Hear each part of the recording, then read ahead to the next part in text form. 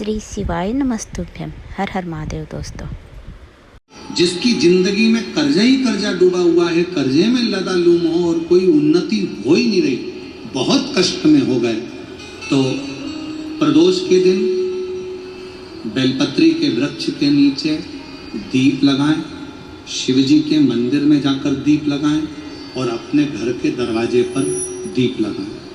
प्रदोष के दिन बेलपत्र के वृक्ष के नीचे लगाया गया दीपक, शिव मंदिर में लगाया गया दीपक और अपने दरवाजे पर लगाया गया दीपक, ये तीनों जब एकाग्रित भाव से दीप लगाए जाते हैं तो ब्रह्मा विष्णु महेश हमारे कार्य की सफलता देते ही हैं। उसमें अटकन नहीं है, उसमें तकलीफ नहीं है।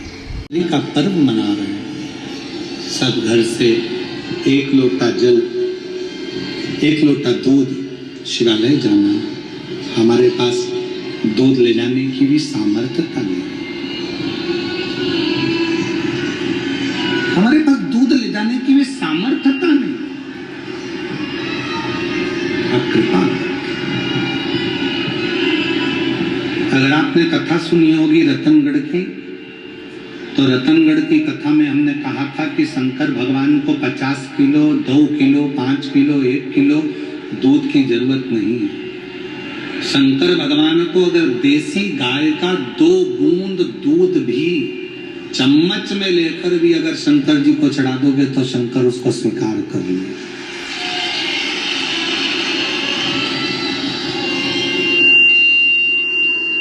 शिव से स्वीकार कर।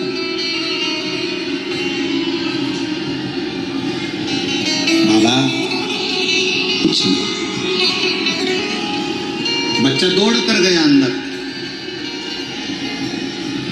और चारों बच्चे जब अंदर दौड़ कर गए, घर में रखा हुआ थोड़ा सा कोठी में जो आटा चिपका हुआ था, डब्बे के अंदर जो आटा लगा हुआ था, उसमें पानी डालकर लोटे में लेकर आ गए और आकर लोटे में लेकर आकर बोले, माँ शिव जी को दूध चढ़ाना चाहिए ना, शिवरात्रि को हम दूध लेकर आए।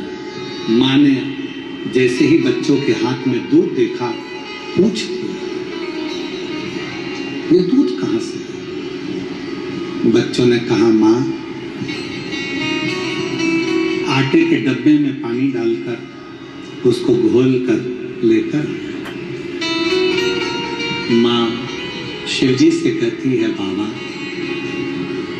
जो हमारी सामर्थ्यता है उसके अनुसार हमने चढ़ा दिया। जैसे ही दूध चढ़ाया, भगवान शंकर और पार्वती नंदी पर बैठकर सामने से आ रहे थे, नीचे उतरे।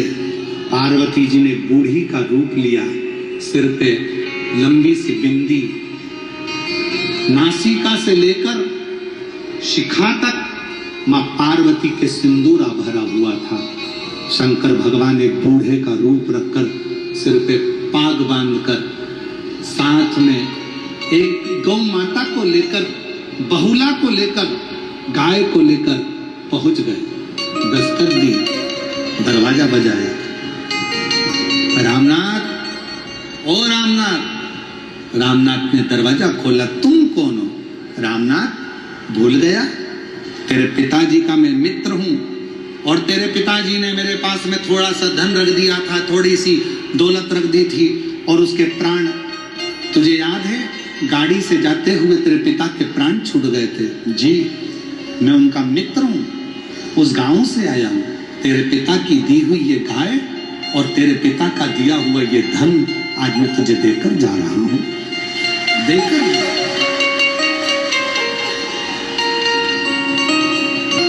ये तेरे पिता ने दिया, मेरे पास तो रखा हुआ था और मैं तुझे देकर तुझे दे। अरे कितनी, जरा विचार करिएगा। एक नियम अगर आपने पार्थिव लिंग के निर्माण का बना लिया, पार्थिव शिवलिंग के निर्माण का यदि एक नियम बना लिया कि प्रत्येक महीने की शिवरात्रि पर मुझे पार्थिव लिंग बनाना है, पूजन करना है, मैं बहुत दुखी हूँ, बहुत कष्ट है, बहुत बीमारी है, घर में 1 रुपया नहीं है, कर्जे में लदालूम हो गई, 2 महीना 3 महीना 4 महीना अगर सच्चे मन से बाबा का विश्वास के साथ अगर पूजन करा है तो 5वें महीने में तो बाबा धन देकर ही मानेगा, वैभव देकर ही मानेगा, आपके हृदय की बात सुनकर ही रहे।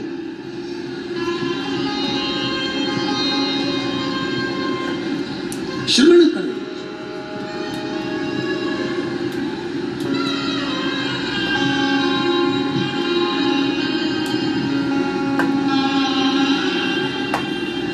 जयपुर की भूमि पर जब 1 मई से 7 मई तक कथा होगी, दोपहर में 1 बजे से 4 बजे तक विद्याधर नगर स्टेडियम में, जब जयपुर के लोग और आसपास के लोग कथा सुनने आएंगे और आप लोग टीवी पर जब कथा सुनेंगे तो उसमें एक प्रसंग सुनिए, उसका एक प्रसंग है। शिवजी पार्वती जी को लेकर शमशान की फेरी लगा रहे थे, शमशान घूम रहे थे, शमशान महाशमशान में घूम रहे, काशी में घूम रहे।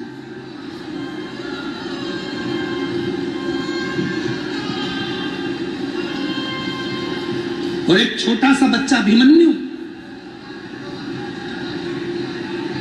काशी के घाट पर बैठा हुआ अपनी मां के लिए रोता है, अपनी माता के लिए रो रहा है।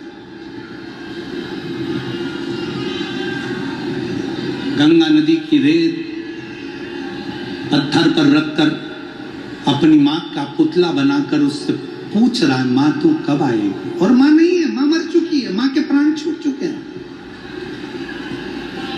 ईसर गोरा शिव महापुराण की कथा को जयपुर की भूमि से जरूर सुनना, अखंड सौभाग्य देने वाली वो कथा। मेरी मां तू कब आई? पार्वती जी तो कुछ नहीं बोली, शंकर जी को लगा कि मेरे शिवलिंग की पूजन कर रहा है, पर वो मां का पुतला बना रहा था, बालू रेत से, गंगा की नदी की रेत से बालू का पुतला बना रहा था अपनी मां का। और शंकर को लगता है कि मेरा शिवलिंग का निर्माण करा है। शंकर भगवान उसी समय पर पार्वती जी को आज्ञा देते हैं, पार्वती जाओ इसकी मां बनकर इस बच्चे को गोदी में बिठाकर इसका लाड़ लड़ाओ और इसकी परवरिश करो। जी कहती हैं ईश्वर जी से गोरा जी कहती हैं, कैसी बात करते हो भोलेनाथ, ये अपनी मां का पुतला बनाया और तुम कह रहे हो कि शिवलिंग? कुछ भी हो, मिट्टी का ढेला बनाया है, मतलब मेरा शिवलिंग का निर्माण करा है। अब मेरी इस मूर्ति का उसने निर्माण करा, इसलिए इसका लालन पालन तुम्हें करना पड़ेगा।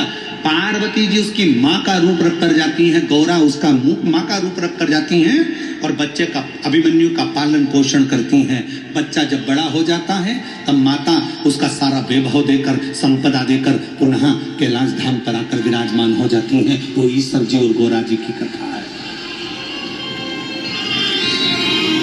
उसको सुनिएगा, जो जीवन में सुख प्रदान करने वाला आनंद। और हम तो जयपुर वासियों से कहेंगे, मौका छोड़ना मत, पंडाल में बैठकर कथा कर तत्व श्रवण करिए।